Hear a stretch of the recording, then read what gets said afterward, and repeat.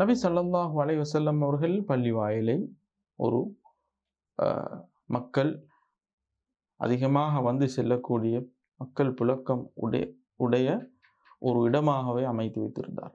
பல காரணங்களுக்காக, நோக்கங்களுக்காக, தேவைகளுக்காக மக்கள் அங்கே வந்து செல்லக்கூடியவர்கள் இருந்தார்.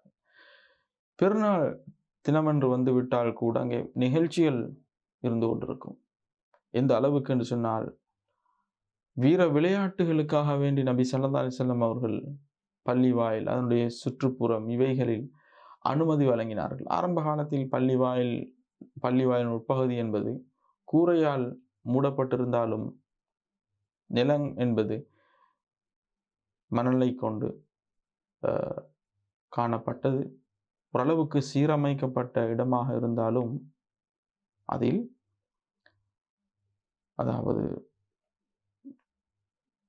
புழுதிகள், அதே நேரத்தில் மழை பொழிந்து தண்ணீர் வந்தால் சகுதி ஏற்படக்கூடிய நிலைமை, இந்த நிலைமைகள் எல்லாம் காணப்பட்டிருக்கிறது.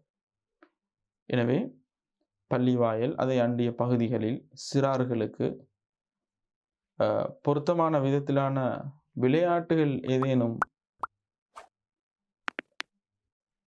ஏற்பாடு செய்யப்பட்டால் அதில் தவறு கிடையாது என்பதை நாங்கள் புரிந்து கொள்ள வேண்டும். அது சம்பந்தமாக